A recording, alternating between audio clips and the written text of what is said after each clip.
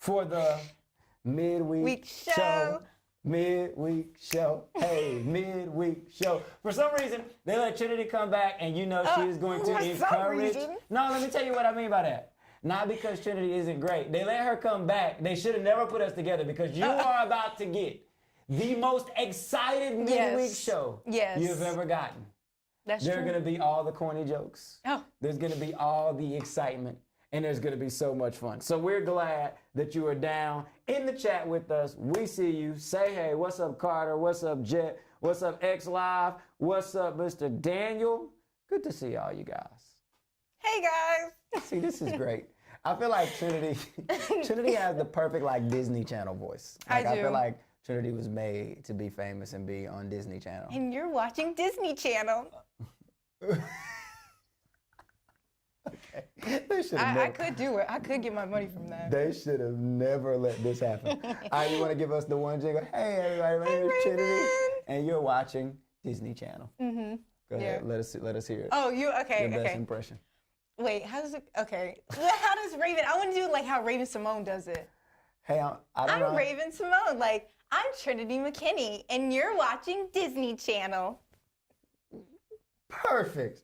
I'll give that an 8 out of 10. Well, it's not perfect. 8 out of 10. The only thing you're missing is the little baton. Yeah. If you had the and baton. the glow. The glow. The baton and the glow is essential. It is essential. Okay, so what's up, Burleys? What's up, Raven? So good to see you guys. Hey, we are about to get started. We have a cool topic lined up for today. But first, I think we should learn a little bit more about Trinity. Yeah. Oh, and I guess we should introduce ourselves to any new people that might be out there. Well, hi guys. My name is Trinity. I'm a senior in high school. And last time I said I was a creator. You did say you were a creator. I'm a creator. Yeah, that's just how Just what I do. But yeah, I love the arts, and I just love interacting with people and sharing my gifts. So yeah. Hey everybody, my name is Xavier, and I am in the 18th grade. Oh, wow. I just made that up. I needed to see how long it's been since I finished college. So 18th or 19th grade, something like that. If I kept going from 12th grade, I would be in the 18th grade. Yeah, that's how it would be. And I'm just me. I don't have a cool title like creator or anything like that. But the point is, Trinity, let me tell you something. And then let me tell you guys something. So you got to let me know, when I was in middle school, there was a team at our school called Quiz Bowl. Now, I don't know if you guys had Quiz Bowl. I never heard of it. I honestly have never heard of that before. You've never heard of Quiz Bowl? No. So Quiz Bowl is totally a real and legitimate sport. On the same level as basketball, football, tennis, track, whatever you want to put there, cheerleading, all on the same level. Quiz Bowl is up there with that. But it is a like trivia-based team game. So like in the Disney movies, you know, when it's like they're competing for their life at the end of Disney movies, Correct, you know? Yeah. Correct. It's like Family Feud meets Jeopardy meets it's like Family Feud meets Jeopardy. All right. Type thing. So there are teams, you're lined up on both sides of the table or whatever, and they ask you a question, and you have to buzz in, and the first team to buzz in and answer the question wins the game or wins the point for the round. So nonetheless, I was in Quiz Bowl when I was younger. Remember, legitimate sport. We had practice, just like everybody else. Okay. We had games, all right, just like everybody else. And so we were in shape, just like everybody else. All right. But the point is, because of my time in Quiz Bowl and maybe your time in Quiz Bowl, I love random facts. So today, we're going to ask Trinity 2 or 3 random facts about herself to get to know her a little bit better. All right. Are you ready? Yes, I am ready. Trinity, what is your favorite color? My favorite color is purple. As you see, I got the Gucci. I got the outfits. So yes, my favorite color is purple. The color purple. No pun intended to the movie. So Trinity's favorite color is the color purple. Okay, Trinity, what is your favorite flavor of ice cream? Ooh, mango. I know that, not a lot of people have tried mango ice cream. They think it's sherbet, but it's really like, I don't know how to describe it. It's kind of like a yogurt type. It's really good. It's really good. Mango ice cream. Like gelato. If you get it from gelato, scrumptious. Oh, gelato is good. Gelato is good. Mango, gelato, ice cream. Okay. Other random question. Have you ever played any sports? Okay, I'm a dancer, and I know a lot of people are like, dance is not a sport, but it really is. I mean, we have to be physical. Yeah, you know? If you compete, it is a sport. That's my thought. So, yeah. That's my thought process. Who knows the true definition of sport? Okay, do you prefer pizza or cheeseburgers? Ooh. I would say pizza. Pizza? You're going to probably hate me for this, but I love pineapple pizza. Oh it is so scrumptious. Oh my gosh, y'all. And then like the thick crust. Yeah, I'm one of those that like pineapple pizza. Yeah. Okay, I can't do this. What? She's ruining pizza for us. You know, it's okay. I could do the show myself. Oh! No, I'm just kidding. I'm just kidding. You've been hanging around Miss Randy. She's getting a little shady up here. No, Okay. I'm just kidding. So what are they saying down in the chat? They're probably defending me, saying that, hey, don't talk to Pastor Xavier that way. He doesn't deserve that. They're saying, they said pizza. Sherbet. They said academic decathlon. That's essentially what it is. Dance is definitely a sport. I agree. I agree for sure. Pizza, a couple people. Okay. All right, Trinity. So Miss Randy never laughs at these. Oh. But I think you know what time it is. I think you guys know what time it is. It is time for the meme of the week. Hey, the meme of the week. Hey, meme of the week. This is so much more fun when somebody dances with you. See? Yeah. See, Miss Randy, if you're watching, we need you to know this could be you, but you want to hate on the meme of the week dance. And so, meme of the week coming at you right now. So Trinity, I'm going to show you the meme of the week, and then we're going to let them see the meme of the week. Coming at you. Boom. Oh, jeez. Let's see. Do you ever mention someone in your prayers and you feel bad for not mentioning other people suddenly? You're including the whole population in your prayers. That happens to me all the time. It starts off so simple. I'll be like, thank you, God, for my family. And then I'm like, okay, the non-believers, I got to pray for them. And then I go into specific names. Like, it takes all night to pray. So, you got to include some of the people in your prayers. Okay, next meme of the week coming at you right now. Ain't no way God told Noah to put 2 roaches on that boat. Not roaches. No, for real. It's like they should have not added no bugs. Like there should have been no bugs up in there. Like they were wrong for that. It said, ain't no way God told Noah to put 2 roaches on the boat. Like he said animals, not no insects. I don't know how they even got in the boat, first of all. Oh my goodness. So Okay. ugly. That one was funny. Okay, last one. Boom. Coming at you right now.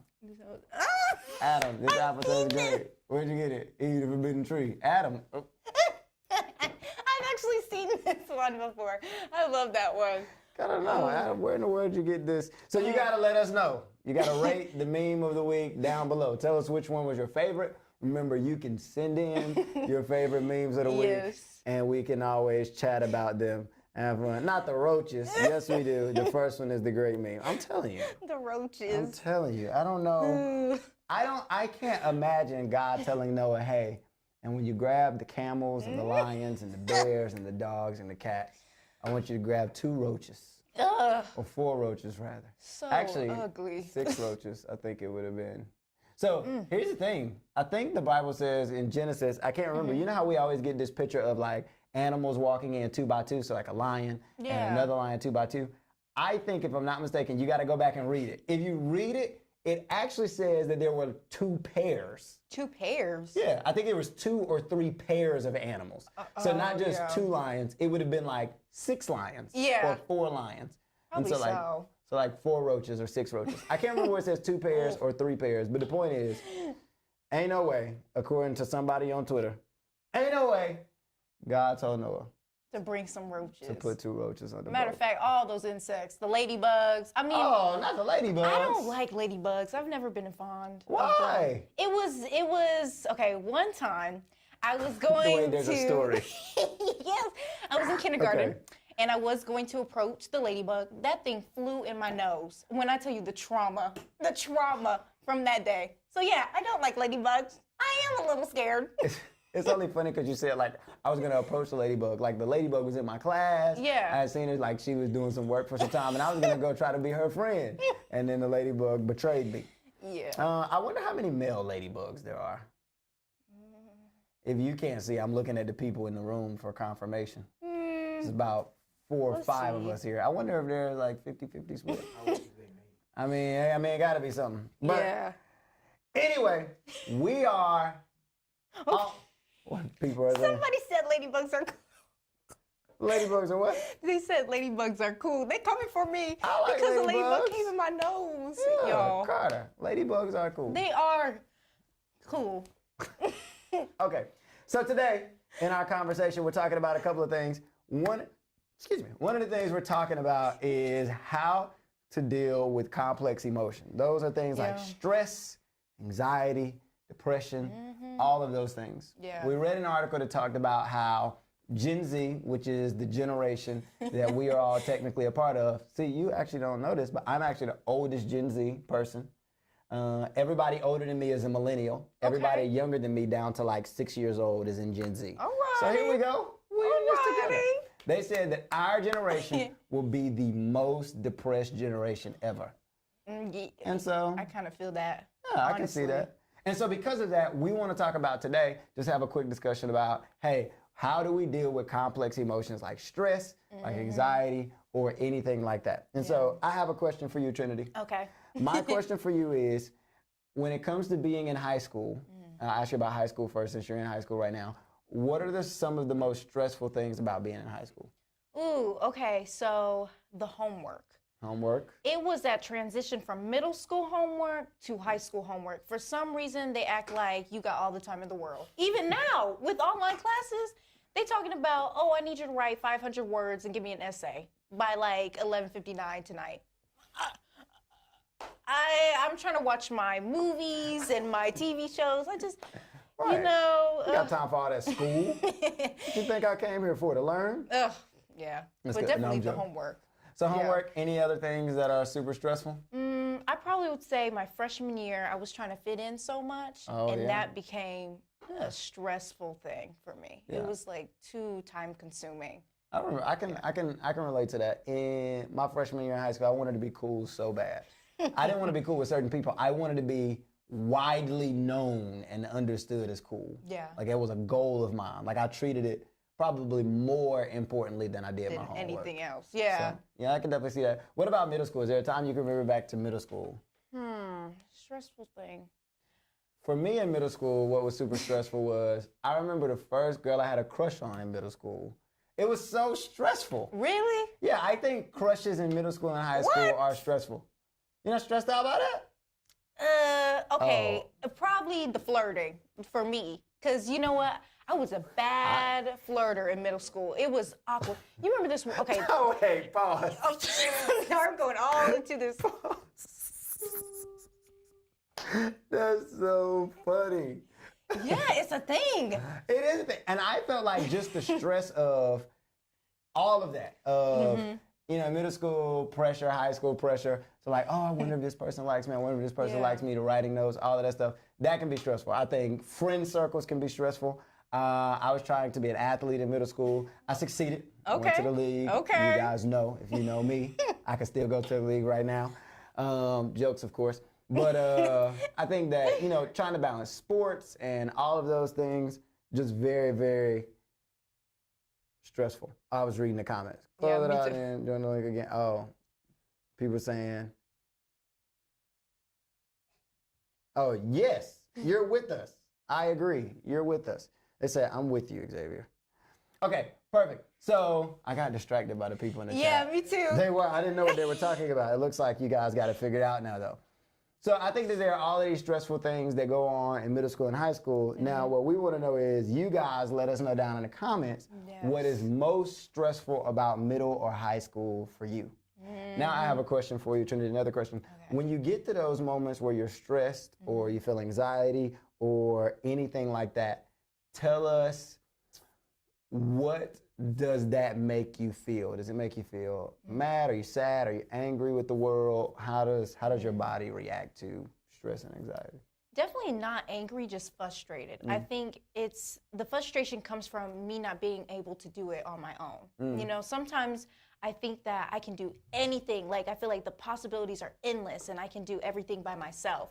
But that's when you really have to trust God and know that God's got you, because there's just some things that you can't control, you know? So that's what I had to learn, you know, trust God in the process. That's good. So I can definitely see being frustrated in the middle of sadness or anger or anything like that. And I think that is, just as we kind of talk about this today, I think that one of the reasons we deal with depression or anxiety or stress so much is I think that those emotions are always linked back to another emotion that we feel. Yeah. So in moments that I might feel frustrated, that frustration leads me into being stressed and trying to do this and this and this. In moments where I'm anxious about what might happen, that makes me angry because, you know, sometimes you ask yourself, why do I even care about this? Yeah. Why is it important how many followers I have on TikTok? Why is it important how many followers I have on Instagram? I even remember in high school and in middle school, like posting a photo on Instagram and then waiting to see if it was going to get a certain amount of likes because I needed to decide whether or not I was going to keep it up or pull it down. And I think that all of those things cause stress and anxiety. I'm so glad you said that, because that used to be me for the longest time. Like, I would honestly think my validation would come from how many followers I had, how many views I would get. And so there just became like this moment where I was like, you know what, I'm just not going to care. Like, I'm going to just enjoy it. Like, I'm not going to try to stress over how many people like my stuff. Like, that doesn't show like the real people that care about you, you know? That's good. That's good. So I'm looking in the chat. The Burley said middle school drama.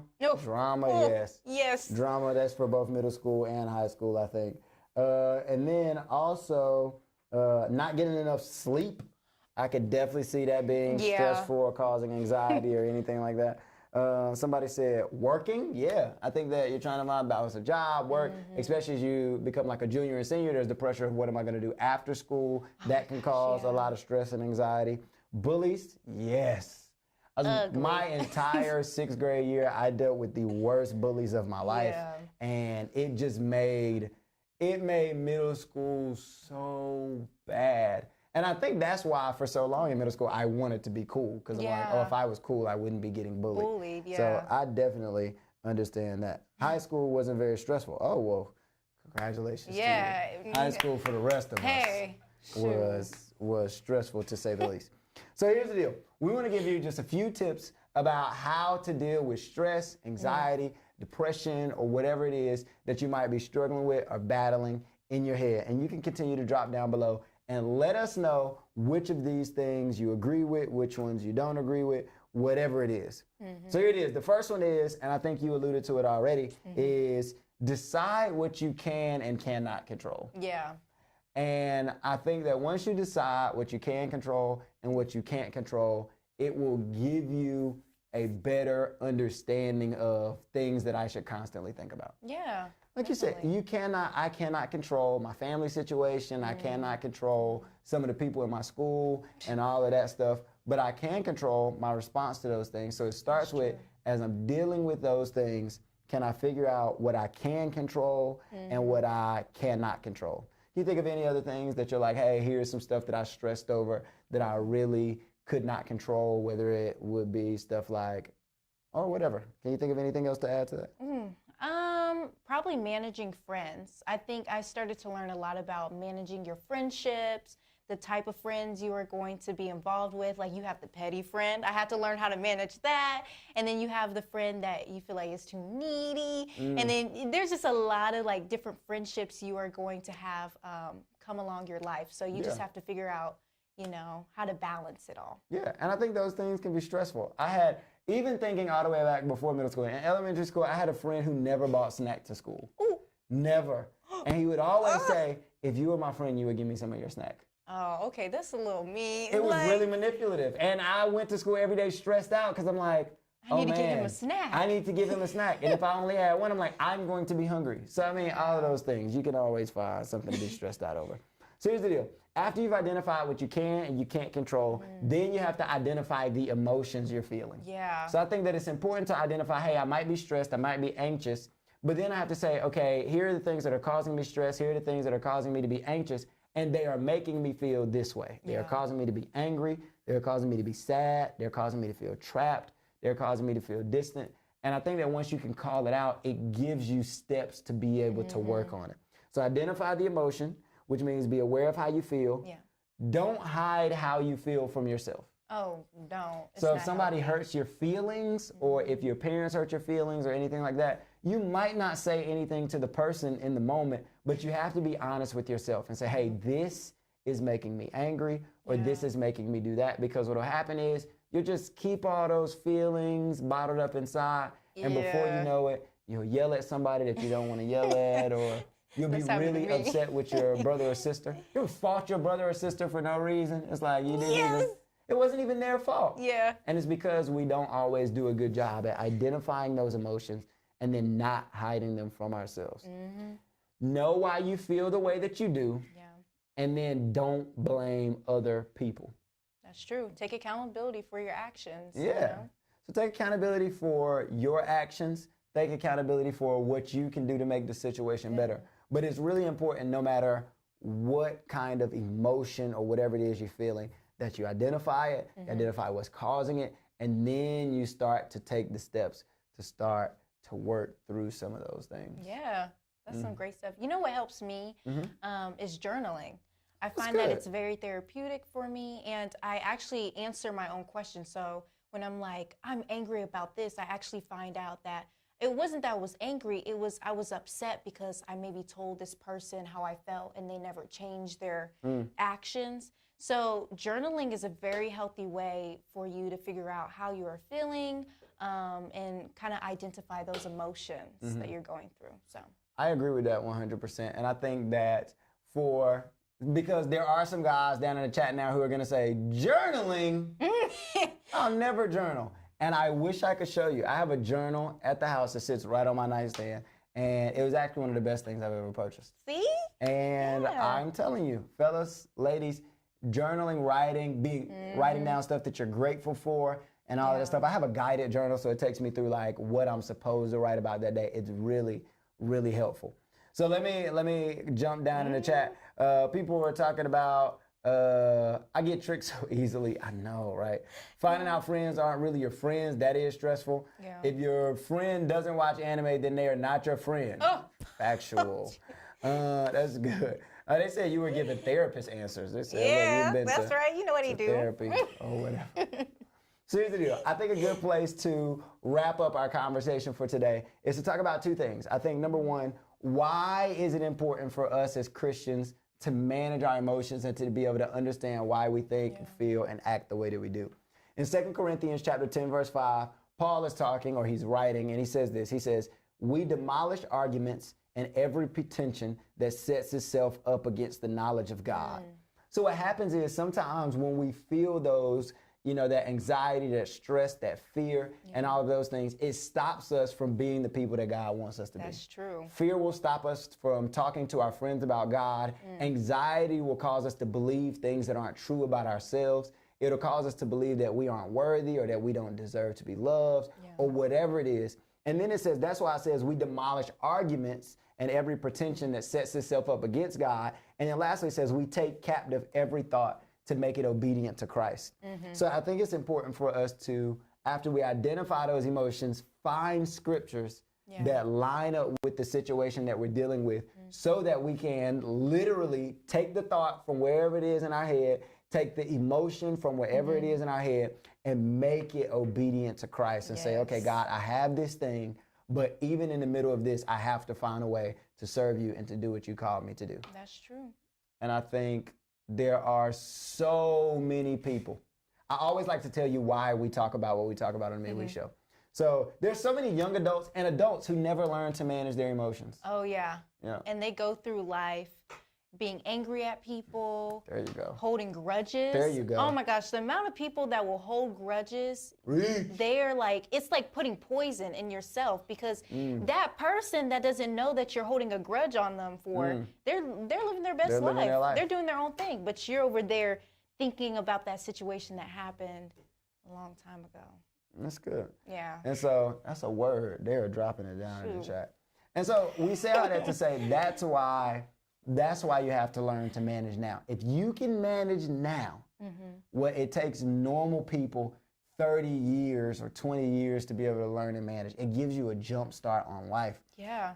I had a mentor who used to always tell me, if you can learn to control your emotions, you can learn to control your life. Think about how many times, maybe this is you, how many times you've said something to your parents that you didn't mean, or you responded in a way and you're like, man, I shouldn't have done that. And then I get on punishment because I ended up doing something. And it's all because in the moment, I never learned to control my emotions, whether it's anger, anxiety, stress, whatever it is. So our encouragement for you today is no matter what the emotion is, to be able to identify it, to identify why you feel that way, and then to take the steps to take, as the scripture says, to take the thought captive. Period. Period, apparently. I think that's a good place to be able to end. I want to jump into the chat and see anybody. And it said journaling is dope. It says Diary of a Wimpy Kid, pretty much. Basically. We need to manage our emotions because people who are not Christians are watching us, and we need to make sure that we are representing Christ well. I agree. So true. I agree. It's definitely important to be able to protect your witness. I think that is a good place to play our outro music. All righty. I think the outro music, you got to let me know, but I think the outro music sounds like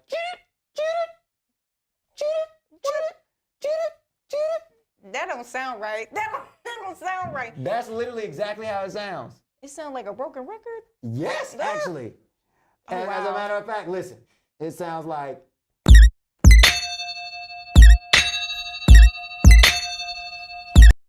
my point exactly. I guess so. I mean, I was thinking it was more like a beat, with... It was like doom. Yeah, like... Doom, doom, doom. So, anyway, we will see you guys next week. Make sure you can text in your memes, or you can let us know down in the comments below if you're not in a small group, or if you want to be on student leadership, or if you want to volunteer, or if you want to sign up to come back to church in person, which we are open in person now. You can do all of that below at the great big link of everything. That's what we're calling it, the great big link of everything. Great big link. Ooh, I was struggling. The great big link. Right, the great big link. So let's link with the link, link. Anyway, see you guys later. Now it's officially time to play the music.